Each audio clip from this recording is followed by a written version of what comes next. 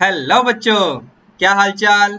तो बच्चों, class 10th foundation course series में जो फर्स्ट लेक्चर मैंने रिकॉर्ड किया था उसका बहुत अच्छा रिस्पांस दिया है आप सभी लोगों ने। So I am very much thankful to all of you from the bottom of my heart. तो आज की क्लास में हम लोग इसी फाउंडेशन कोर्स सीरीज में अब नेक्स्ट लेक्चर लेने वाले हैं। तो चलिए आज की क्लास स्टार्ट करते हैं बच्चों। तो जैसा कि आप यहाँ पर देख पा रहे होंगे, आज का टॉपिक क्या है। आज का टॉपिक है एप्लीकेशन ऑफ ट्रिग्नोमेट्री। ठीक है, यहाँ पर छोटा सा कोटेशन लिखा हुआ है, जैसा कि आप लोग पढ़ पा रहे होंगे। क्या लिखा हुआ है, एक इंस्पिरेशनल कोटेशन है, पढ़िए ध्यान से क्या लिखा हुआ है बच्चों। One can not just sit and fear mathematics. आप सिर्फ बैठ कर और मैथमेटिक्स से डर नहीं सकते। One has to have some courage. आपके अंदर थोड़ी सी हिम्मत होनी चाहिए। In fact, courage is not the acknowledgement of our fears, rather it is the acknowledgement of something which is more important than our fears। यानी बहादुरी का मतलब ये नहीं है कि आपको अपने डर के बारे में एक्नॉलेजमेंट है, पता है आपको अपने डर के बारे में, बल्कि बहादुरी का मतलब तो इस चीज से है कि आपको ये पता है कि कोई ऐसी चीज है जो कि बहुत इंपॉर्टेंट है, आपके फियर से भी ज्यादा इंपॉर्टेंट है, जिसके लिए आप जी जान से लगे हुए हैं। तो ये इस कोटेशन का मतलब है। तो चलिए स्टार्ट करते हैं आज की क्लास। जैसा कि आप यहाँ पढ़ पा रहे होंगे बच्चों, मल्टीपल चॉइस क्वेश्चंस यानी MCQ. So here is a small message to all of you. We have already done introduction to trigonometry in our last video. If you have not seen that video already, I will put the link in the description box below. और जिन बच्चों ने देख लिया है उनको तो मैंने thanks already बोल दिया है। चलिए स्टार्ट करते हैं बच्चों। Question 1 of this new topic, that is application of trigonometry. तो जैसा कि आप यहाँ पर देख रहे होंगे बच्चों, we have this question 1 for today's first question. तो क्या बोला हुआ है, पढ़िए ध्यान से बच्चों। तो यहाँ पर बोला हुआ है कि इन द फिगर 1, ये रहा फिगर 1 आपके लिए। तो इस फिगर में B D equal to 1 unit. तो ये रहा आपका B D, that is 1 unit. ठीक है, and D A is x units. तो यहाँ पर तो इन्होंने दिया हुआ है ऑलरेडी डायग्राम में भी कि डी ए आपका एक्स यूनिट है। तो आपको एक्स की वैल्यू निकालनी है। तो चलिए बच्चों स्टार्ट करते हैं अपना काम। जैसा कि आप यहाँ पर देख पा रहे होंगे, this is angle 60 degree, therefore this will be angle 120 degree. समझे कि नहीं, लीनियर पेयर ऑफ एंगल्स। ठीक है, अब अगर ट्राइंगल सी डी ए की बात करें तो ट्राइंगल सी डी ए में एक एंगल 120 डिग्री है, एक एंगल 30 डिग्री है। यहाँ पर देखिए ध्यान से। ठीक है, तो फिर ये एंगल ए अगर हमें निकालना होगा ना, तो तीनों को ऐड करके ना 180 के इक्वल रख दो। तो यहाँ से एंगल ए की वैल्यू क्या आ जाएगी बच्चों, 180 minus 120 plus 30, that is 150, that will B 30 degree. तो यानी ये वाला एंगल भी 30 डिग्री आ जाएगा। इसको निकाल के यहाँ पर रख लो। ठीक है बच्चों, ध्यान रखना। अब आगे बढ़ते हैं जरा। सबसे पहले मैं क्या करने वाला हूं, in the triangle C B D. ठीक है, C B D right angle triangle है बच्चों। इसके अंदर मैं क्या करने वाला हूं कि मैं C B upon B D इस तरीके से लिख लूंगा। तो C B upon B D का मतलब क्या हुआ, परपेंडिकुलर अपॉन बेस। ठीक है, so it is tangent of theta. Theta यहाँ पर 60 डिग्री बन जाएगा। ठीक है, अब 1060 की वैल्यू क्या होती है बच्चों, तो 1060 की वैल्यू √3 होती है। अच्छा, सी बी यहाँ पर एज इट इज रहने दो, बी डी आपका 1 यूनिट है। ठीक है, और 1060 यानी √3। मैंने बी डी की वैल्यू पुट करके क्रॉस मल्टीप्लाई भी कर दिया है बच्चों। तो इस तरीके से सी बी की वैल्यू हमें मिल गई, दैट इज √3। ठीक है बच्चों, अब एक काम करते हैं, फिर से राइट एंगल ट्राइंगल लेते हैं, but now the triangle will be triangle C B A. ठीक है, ये बड़े वाला ट्राइंगल सी बी ए। तो इस वाले ट्राइंगल में अगर हम फिर से लिखें कि सी बी अपॉन बी ए, तो that will B actually tangent of 30 degree, क्योंकि अब ये वाला एंगल कंसिडर किया जाएगा बच्चों, है ना। तो अब यहाँ पर सी बी की वैल्यू तो हमको ऑलरेडी पता है, दैट इज √3, है ना, अभी निकाला हमने। यहाँ पर देख लो, C B is equal to √3। ठीक है बच्चों, अपॉन बी ए। तो बी ए का मतलब क्या होगा, देखो ध्यान से डायग्राम में, B D plus D A यानी 1 प्लस एक्स।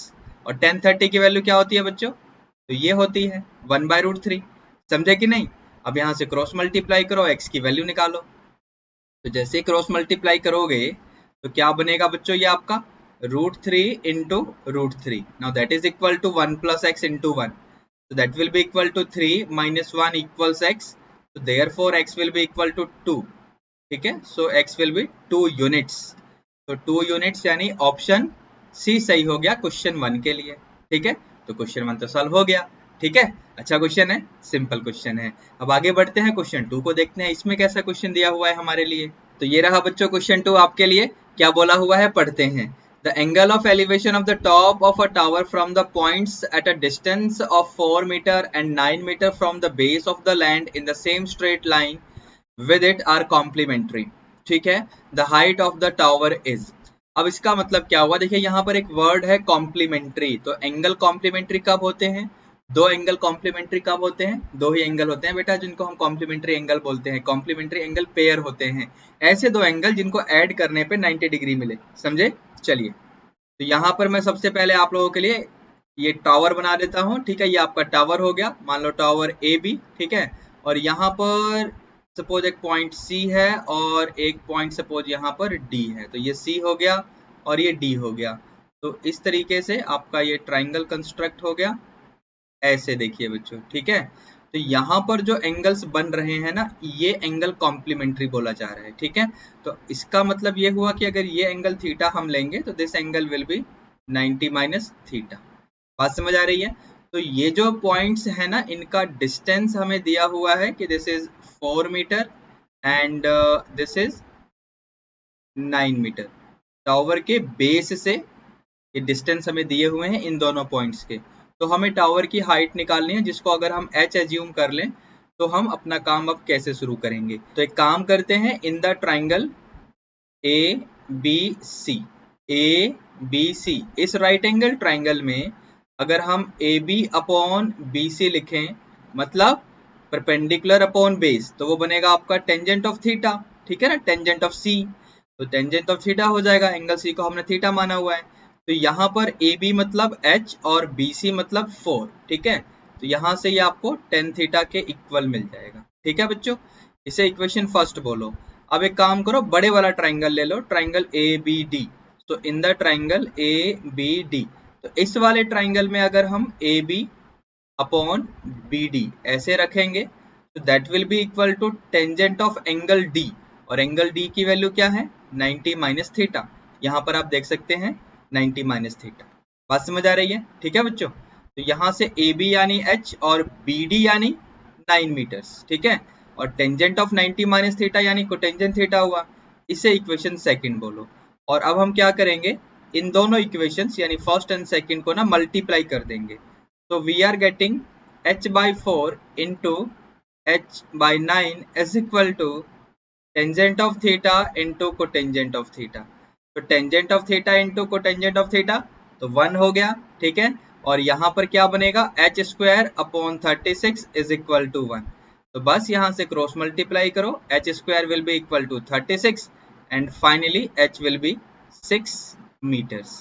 बात समझ आ रही है सभी को। तो ये इसका आंसर हो जाएगा 6 मीटर, यानी कौन सा ऑप्शन, तो ऑप्शन डी सही हो जाएगा इस क्वेश्चन के लिए, यानी क्वेश्चन नंबर 2 के लिए। तो ये रहा जी ऑप्शन डी, डन। ठीक है, अब आगे बढ़ते हैं जरा, क्वेश्चन नंबर 3 में देखते हैं यहाँ पर क्या बोला हुआ है। The angle of elevation of the top of a tower from the points at a distance a and b from the base and on the same straight line with it are complementary। Basically जो पिछला question है उसका ये general question हो रहा है ना, पिछले क्वेश्चन जैसा ही होगा। तो let me again make this diagram for you. ठीक है, इस तरीके से ये तो आपका टावर हो गया, इसे ए भी बोल दो, ये टावर हो गया। और यहाँ पर आपका ये पॉइंट सी और यहाँ पर ये आपका पॉइंट डी हो जाएगा। तो इस पॉइंट के लिए आप डिस्टेंस ले लो फ्रॉम द टावर ए, और ये वाला डिस्टेंस आपके लिए डिस्टेंस बी हो जाएगा बच्चों। और एंगल क्योंकि कॉम्प्लीमेंट्री है तो इसको थीटा ले लो और इसे 90 माइनस थीटा। ठीक है, तो ये तो सिचुएशन हो गया पिछले ही क्वेश्चन की तरह। और इस हाइट को अगर हम h ले लें, सो इन द ट्राइंगल, यहाँ पर जल्दी काम हो जाएगा, जो कि पिछले क्वेश्चन में सेम सिचुएशन थी। This is A B upon B C equals tangent of theta, that means h upon a, that is tangent of theta। Equation first, in the triangle A B D, बड़े वाले triangle में, तो A B upon B D, तो that is equal to tangent of 90 minus theta. ठीक है, सो A B आपका क्या रहा, तो एच और बी डी क्या रहा, that is B. This will be cotangent of theta, equation second. Again we are going to multiply the first equation with the second equation. So h upon a into h upon b will be equal to tangent of theta into cotangent of theta. So that will give us h square upon ab equal to 1. तो मैंने cross multiply भी कर दिया साथ ही साथ, तो h will be under root of ab. ठीक है बच्चों, तो h will be under root of ab, मतलब कौन सा ऑप्शन हुआ, तो एक बार देखो ध्यान से, ऑप्शन बी सही हो जाएगा क्वेश्चन थर्ड के लिए. ठीक है, अब आगे बढ़ते हैं. क्वेश्चन 4 में क्या दिया हुआ इसको भी देख लेते हैं. तो क्वेश्चन 4 में हमें एक फिगर 2 दिया हुआ है जिसमें टेंजेंट ऑफ m की वैल्यू 3/4 है, इसे ध्यान रखना. और m का मतलब ये रहा एंगल. ठीक है, AB की वैल्यू 12 सेंटीमीटर है, तो AB ये रहा, दिस इज 12 सेंटीमीटर. तो आपको ये फाइंड करना है. तो डायरेक्ट क्वेश्चन है, इन the triangle ABC angle B आपका राइट एंगल है, तो यहाँ पर BC अपॉन BA अगर आप लिखोगे so that will be tangent of angle A यानी M दिया हुआ है. अब BC आपको निकालना है और BA आपको पता है, तो क्रॉस मल्टीप्लाई कर दो और टेंजेंट ऑफ M की वैल्यू 3/4. ठीक है, क्वेश्चन में गिवन है, मैंने हाईलाइट किया हुआ, यहाँ देख सकते हैं आप लोग. सो अब 3 3 9 हो जाएगा and that will be in the centimetre. तो 9 सेंटीमीटर कौन से ऑप्शन में आपको दिख रहा है, तो ऑप्शन डी में दिख रहा है बच्चों, है ना. चलिए अब आगे बढ़ते हैं क्वेश्चन 5 में. ये बहुत ही छोटा क्वेश्चन था. क्वेश्चन 5 में क्या दिया हुआ है, a tower stands vertically on the ground. ठीक है, ये आपका टावर हो गया बच्चों, टावर ए भी मान लेते हैं इसको. ठीक है, अब from a point on the ground which is 15 metre away from the foot of the tower. तो यहाँ से 15 मीटर दूर कोई पॉइंट है ना, टावर के फुट से. there is a point, angle of elevation of the top of the tower is found to be 60 degree. ठीक है जी, तो यहाँ से आपका एंगल ऑफ एलिवेशन दे दिया, दैट इज 60 डिग्री. ठीक है बच्चों, तो आपको टावर की हाइट निकालनी है, ये फाइंड करना है आपको. तो अब किस तरीके से करेंगे बच्चों, और ये BC आपका 15 मीटर दिया हुआ था. तो डायरेक्ट क्वेश्चन है, once again in the triangle ABC right angle आपको दिख रहा है, तो यहाँ पर AB अपॉन BC अगर आप लिखेंगे so that will be tangent of 60. ठीक है, अब AB हमने हाइट लिया यानी h, और BC आपका 15 मीटर है, क्रॉस मल्टीप्लाई शुरू कर दिया, और 10 60 की वैल्यू √3 होती है बच्चों. तो आंसर क्या आ गया, 15√3. तो 15√3 मतलब क्वेश्चन 5 के लिए कौन सा ऑप्शन हो जाएगा बच्चों, आप देखो ध्यान से, ऑप्शन बी में लिखा हुआ है 15√3 मीटर्स. ठीक है, सो बस ये इसका आंसर हो जाएगा. यहाँ पर यूनिट भी लिख देता हूँ आपके लिए मैं. ठीक है बच्चों, अब आगे बढ़ते हैं. क्वेश्चन नंबर 6 में क्या दिया हुआ इसको भी देख लेते हैं. क्वेश्चन 6 में there is an observer of 1.5 meter tall and is 28.5 meter away from chimney. The angle of elevation of chimney from her eyes is 45 degree. The height of the chimney is. ठीक है, तो यहाँ पर ये कोई chimney है, तो यहाँ पर ये चिमनी है बच्चों, और यहाँ से 28.5 मीटर्स अवे 28.5 मीटर्स अवे एक ऑब्जर्वर है जिसका हाइट आपको दिया हुआ है कि ये 1.5 मीटर. ठीक है, ये हाइट है ऑब्जर्वर का, और इसकी आइज से ये चिमनी का एंगल ऑफ एलिवेशन भी आपको दे दिया है, दैट इज 45 डिग्री. ठीक है, तो ये मैंने आपका ट्रायंगल कंप्लीट कर लिया. इसे आप पॉइंट C बोल दो, इसे D बोल दो और इसे E बोल दो. ठीक है, अब आपको क्या करना है, height of the chimney find करनी है. तो सबसे पहले मैं AE फाइंड करूंगा, दैट इज H. मैंने इसको H मान लिया, और एक बात ध्यान रखना यहाँ पे कि CD एंड BE दोनों इक्वल होंगे, दैट विल बी 1.5 मीटर्स. ठीक है, अब यहाँ पर ट्राइंगल AED को देख लेते हैं. इन द ट्राइंगल AED, तो इस ट्राइंगल में AE upon ED, so that will be tangent of 45 degree. ठीक है बच्चों, तो AE यानी H और ED यानी 28.5, और ये तो 1 होता है, तो यहाँ से H की वैल्यू आ गई 1 इंटू 28.5 यानी 28.5 मीटर्स. ठीक है, और H is not the height of chimney. Chimney क्या लिया था हमने, A से B तक, ये पूरा चिमनी है, समझे. तो यहाँ पर अब हमें क्योंकि AB निकालना है, तो AB निकालने के लिए हम करेंगे AE प्लस EB. तो AE यानी H दैट इज 28.5, और EB हमने पहले ही आपके लिए बोला हुआ है, EB या BE बोल दो एक ही बात है. तो क्या है बच्चों वो दैट इज 1.5, ठीक है। इन दोनों को ऐड कर देते हैं तो that will give us 30 metre. So 30 metre is the answer. तो यहाँ पर ऑप्शन ए देख लो, 30 मीटर, ठीक है। तो क्वेश्चन 6 भी सॉल्व हो गया। अब आगे बढ़ते हैं, क्वेश्चन 7 को देखते हैं, इसमें क्या है बच्चों। तो क्वेश्चन 7 में the shadow of a tree 6 metre in its height. तो ये आपका एक ट्री हो गया, इसका आपको हाइट दे दिया है 6 मीटर, ठीक है बच्चों।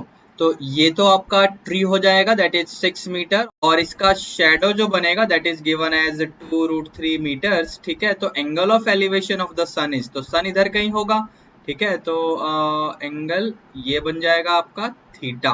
तो हमें इस एंगल थीटा की वैल्यू फाइंड करनी है। ये ध्यान रखना यहाँ पर कि अगर सन इधर होगा तभी शेडो इधर बनेगा। तो मैंने BC शेडो लिया है ना, सो देयरफॉर एंगल थीटा यहाँ पर आ जाएगा, सन आपका इधर कहीं होगा। तो एंगल थीटा की वैल्यू हमें फाइंड करनी है बच्चों। तो जैसा कि अब यहाँ डायग्राम में इंफॉर्मेशन है, तो इसके according in the triangle ABC, ठीक है, तो यहाँ पर ये राइट एंगल बन जाएगा आपका। तो इस ट्राइंगल में अगर हम AB अपॉन BC करेंगे, ठीक है, so AB upon BC that will be tangent of angle C, यानी एंगल थीटा। हमें थीटा एंगल ही निकालना है। So this is 6 and this is 2√3, that is equal to tan theta. तो यहाँ से क्या बनने वाला है आपके लिए ये, so this will be tan theta equals, क्या बनेगा बताओ, 6 अपॉन 2 दैट इज 3 अपॉन √3। बात समझ आ रही है सभी को, ठीक है। अब इसके बाद क्या होगा बच्चों ये, सो दैट विल बी √3। तो यहाँ से हम लोग क्या सोचेंगे, हम लोग ये सोचेंगे कि tan थीटा की वैल्यू √3 कब होती है, तो तब होती है जब थीटा आपका 60 डिग्री होता है। तो बस यही इसका आंसर आ गया, थीटा 60 डिग्री, यानी ऑप्शन ए सही हो गया क्वेश्चन नंबर 7 के लिए बच्चों। बात समझ आ रही है, ठीक है। तो क्वेश्चन 7 भी खत्म हो गया। अब आगे बढ़ते हैं, क्वेश्चन नंबर 8 को देखते हैं, इसमें क्या दिया हुआ है हमारे लिए। तो क्वेश्चन 8 जैसा कि आप पढ़ पा रहे होंगे, तो क्वेश्चन नंबर 8 जैसा कि आप पढ़ रहे होंगे बच्चों, क्या दिया हुआ है, a tower on the ground in the vertical position at a point on the ground 16 metre away from the foot of the tower, the angle of elevation of the tower is 60 degree.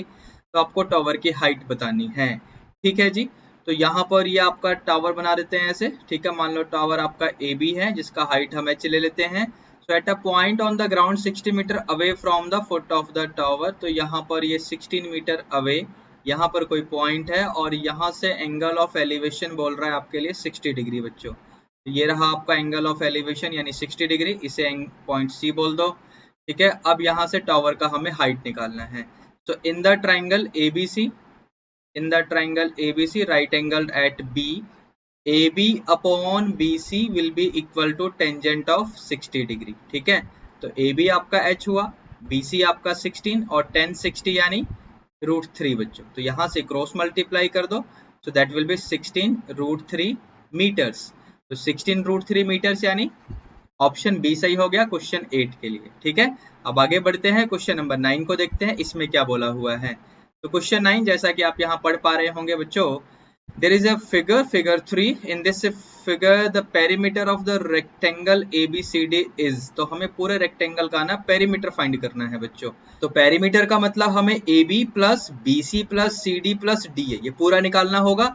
तो देखते हैं जरा, सबसे पहले यहाँ पर मैं इसको अगर L बोल दूं, तो in the triangle ABC right angle तो बन रहा है यहाँ पर, है ना। तो इस ट्राइंगल में अगर हम AB फाइंड करना चाहते हैं तो किस तरीके से निकलेगा, तो you know BC upon BA, that will be tangent of 30 degree. बात समझ आ रही है, आप यहाँ पर एंगल देख सकते हैं, it is given to be 30 degree बच्चों, ठीक है। अब BC तो हमें पता है, दैट इज 10 मीटर्स। कैसे पता, अगेन यहाँ पर गिवन है, आप देख सकते हैं बच्चों, ठीक है। और BA हमने अभी क्या माना, तो L मान लिया, और tan 30 यानी 1/√3। तो यहाँ से L की वैल्यू तो आ गई 10√3। बात समझ आ रही है सभी को। अब मुझे निकालना है AD बोलो या DA बोलो, एक ही बात है, ठीक है बच्चों। तो हमें लेंथ तो यहाँ पर मिल गया, और ये रहा हमारे लिए ब्रेथ ऑलरेडी गिवन है। तो रेक्टेंगल का जब हम पेरीमीटर निकालने जाएंगे, सो पेरीमीटर का फॉर्मूला आपको ध्यान हो, that is 2 times length plus breadth, ठीक है। तो 2 टाइम्स 10√3 प्लस 10। तो यहाँ से अगर हम 10 कॉमन ले लें तो बाहर तो 2 पहले से ही बैठा हुआ है, ब्रैकेट में √3 + 1 हो जाएगा। This will be 2 × 10 that is 20 × √3 + 1, और ये पूरा मीटर्स में चलेगा। ठीक है, तो ऑप्शन देख लो एक बार ध्यान से, 20 times √3 + 1 metres. So this is option C for question number 9। ठीक है, अब आगे बढ़ते हैं, क्वेश्चन नंबर 10 में क्या दिया हुआ है इसको भी देख लेते हैं बच्चों। तो क्वेश्चन 10 पढ़िए ध्यान से, क्या दिया हुआ है। There is a boy on the top of a tower having the height h। ठीक है, तो ये टावर का हाइट हो गया h, ऐसे मान लो। The boy is here and he is looking at a point P on the ground। तो एक पॉइंट P यहाँ बना लेते हैं। तो यहाँ पर ये भाई साहब देख रहे हैं, अब क्योंकि ये ऊपर बैठे हुए हैं और नीचे देख रहे हैं, तो ऊपर बैठ के नीचे देख रहे हैं, तो यानी एंगल बेसिकली इस तरीके से आएगा, एंगल ऑफ डिप्रेशन। बात समझ आ रही है। ये बनेगा 45 डिग्री पैरेलल लाइंस की प्रॉपर्टी यूज करते हुए, क्योंकि डॉटेड लाइन इस लाइन के पैरेलल होगी, तो पैरेलल लाइन की प्रॉपर्टी यूज करते हुए यहाँ पर एंगल 45 डिग्री हम दिखा देंगे। तो बच्चों ये वाला 45 degree basically angle of elevation नहीं है, this is angle of depression. तो ध्यान रखना इस बात को। ऑब्जर्वर अगर टॉप पे बैठ के नीचे की तरफ देख रहा है तो एंगल ऑफ एलिवेशन नहीं बनता, वो एंगल ऑफ डिप्रेशन बनता है। ठीक है, तो आगे बढ़ते हैं, इस क्वेश्चन में और क्या बोला हुआ है इसको पढ़ लेते हैं। सो हमें क्या बोला हुआ है, this point P is at a distance of 15 metres away from the foot of the tower. यानी टावर को अगर मैं ए बी मान लूं और इस पॉइंट को तो इसने बोला हुआ है पॉइंट पी, तो ए बी आपका 15 मीटर हो गया। आपको एच यानी टावर की हाइट निकालनी है। So in the right angle triangle A B P, in the triangle A B P, A B upon A P that will be equal to tangent of angle P यानी 45 degree. अब A B आपका H हुआ और A P आपका 15 हुआ, और 10 45 1 होता है बच्चों, है ना। यहाँ से क्रॉस मल्टीप्लाई कर दो तो 1 into 15 that is 15 metres will be the answer. यानी ऑप्शन कौन सा हो गया, तो 15 यूनिट नहीं, मीटर में सब कुछ है, यानी ऑप्शन बी हो जाएगा। ठीक है, यहाँ पर ऑप्शन सी ऑप्शन डी को देखने की जरूरत ही नहीं है, जब ऑप्शन बी आपका सही हो गया। ओनली 1 ऑप्शन करेक्ट वाले क्वेश्चंस यहाँ पर गिवन है बच्चों। ठीक है बच्चों, तो बच्चों आज की क्लास में हम लोगों ने एप्लीकेशन ऑफ ट्रिग्नोमेट्री का टॉपिक कवर अप कर लिया है, जिसमें हमने एमसीक्यू के क्वेश्चन सॉल्व किए हैं। हम और भी क्वेश्चन सॉल्व करेंगे आने वाले लेक्चर्स में इन्हीं टॉपिक्स के ऊपर एंड दूसरे टॉपिक्स के ऊपर भी, दूसरे चैप्टर्स के ऊपर भी। तो आपको हर वीडियो की अपडेट रेगुलरली मिलती रहे, इसके लिए आप इस चैनल को सब्सक्राइब कर लीजिए। इस वीडियो को अपने सभी क्लासमेट के साथ शेयर कर देना और वीडियो को लाइक करना बिल्कुल मत भूलना। तो चलिए बच्चों, अब मिलते हैं अगले लेक्चर में, तब तक के लिए be good, take care, all the best, thank you.